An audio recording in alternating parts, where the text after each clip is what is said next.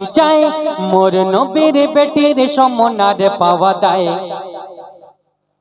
ফুল কোলে বলা বলি করে বাগিচায়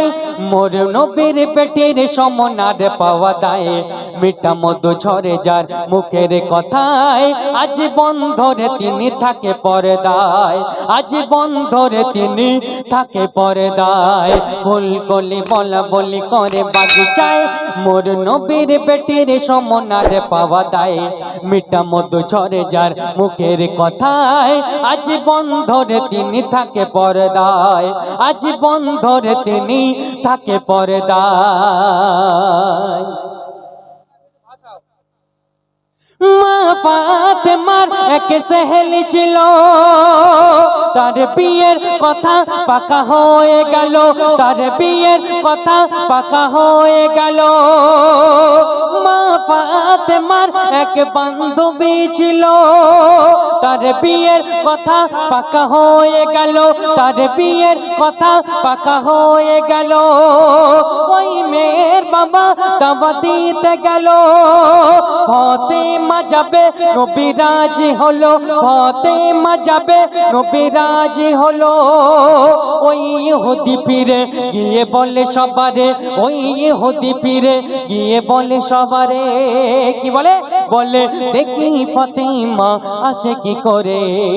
কেন মোরা ইহুদি ধনবান দামি পোশাক ভরা ঘরময় মোরা ইহুদি দামি পোশাক ভরা ঘরময় মোহাম্মদ গরিব দামি পোশাক পাবে কোথায় তখন এই গরিবের কথা মোর খোদা শুনে নেয় জান্নাতে হতে খোদা পোশাক পাঠায় জান্নাতে হতে খোদা পোশাক পাঠায় ফুল কোলে বলা বলি করে বাগিচায় মোর নবীর বেটির সমনার পাওয়া দায় মিঠা মধু ঝরে যার মুখের কথায় আজ বন্ধরে তিনি থাকে পর্দায় আজ বন্ধরে তিনি থাকে পর্দায়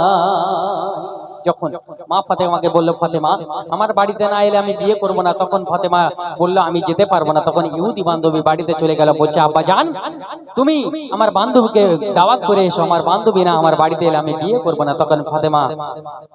ফাতেমাকে যখন এই কথা বললো তখন ইহুদি নবীজির বাড়িতে এসে বলছে ইয়ে মুহাম্মদ তোমার মেয়ে যদি না আমার মেয়ের বিয়েতে যায় আমার মেয়ে বিয়ে করবে না তখন নবীজি বলছে যাও তোমার মেয়ের বিয়েতে আমার মেয়ে যাবে সবাই মন দিয়ে শুনবেন সবাই মন দিয়ে শুনেন যে মা ফাতেমার আখলাস চরিত্র কেমন ছিল আজকের মেয়েদের আখলাস চরিত্র কেমন যখন ওই ইহুদি নবীজির কাছে দাওয়াত দিতে এলো নবীজি যখন বলছে যে যাও তোমার মেয়ের বিয়েতে আমার মেয়ে যাবে আমার মেয়ে যদি না যায় বিয়ে হবে না আমি নবীজি চাই না যাও তোমার মেয়ের বিয়েতে আমার মেয়ে যাবে তখন কেমন করে যাবে আর সমস্ত ইহুদিরা বলছে মাশাআল্লাহ মাশাআল্লাহ দেখো হাদিয়া আসে আজমাতা বললাম আসবে যাই হোক সবাই মন দিয়ে শুনবেন মা ফাতেমা কেমন ভাবে যাবে যখন ওই ইহুদি দাওয়াত দিয়ে চলে এলো অন্য ইহুদিরা বলছে ইহুদি ভাই তুমি আজকের এত বড় লোক এত ধনবান ব্যক্তি তোমার মেয়ের বিয়েতে সামান্য একটা ওই গরিবের মেয়ে আসবে আর সমস্ত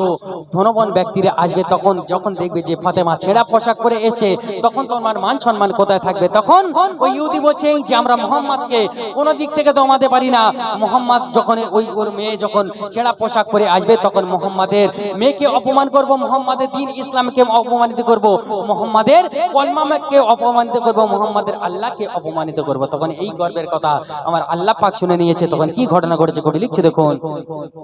মা ফাতেমা কেমন ভাবে যাচ্ছে ওই ওর বান্ধবীর বিয়েতে কেমন ভাবে যাচ্ছে কবি লিখছে দেখুন আজ বিয়ে থালায় ভরা পোশাক নিয়ে আজ বিয়ে থালায় ভরা পোশাক নিয়ে জিবরিল মাথায় করে গেল দিয়ে জিবরিল মাথায় করে গেল দিয়ে আজ বিয়ে থালায় ভরা পোশাক নিয়ে জিবরিল মাথায় করে গেল দিয়ে জিবরিল মাথায় করে গেল দিয়ে মা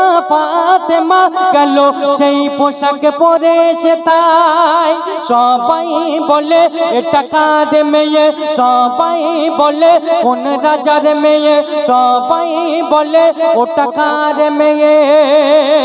যত ধনীরা ছিল দেখে অবাক হলো, যত ধনীরা ছিল দেখে অবাক হলো। কেন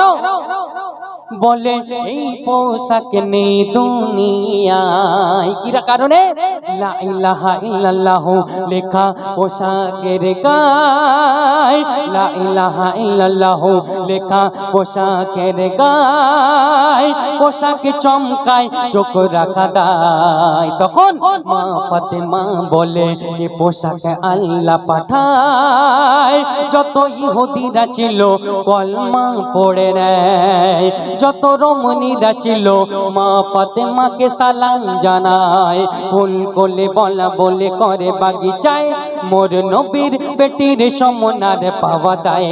মিঠা মধু ঝরে যার মুখের ভাষায়, আজীবন ধরে তিনি থাকে পর্দায়, আজীবন ধরে তিনি থাকে পর্দায়। যখন মা ফাতেমা ওই পোশাক পরে চলে গেল, তখন সমস্ত ইহুদিরা ওই বিয়ে বাড়ির প্যান্ডেল এমন ভাবে চমকাচ্ছে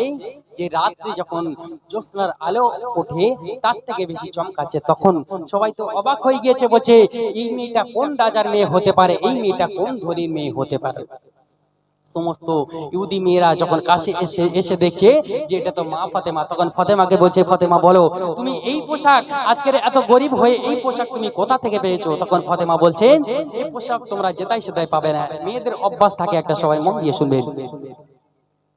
গজল গাইছে যেন সব অন্যদিকে ধ্যান হয়ে আছে, সবাই মন দিয়ে শুনুন। কার কথা হচ্ছে? যে মা ফাতেমা যে জান্নাতের রানী তার কথা হচ্ছে। আমার মায়েরা আমার খালারা সব অন্যমনস্ক হয়ে আছে, আমি দেখতে পাচ্ছি। সবাই মন দিয়ে শুনুন,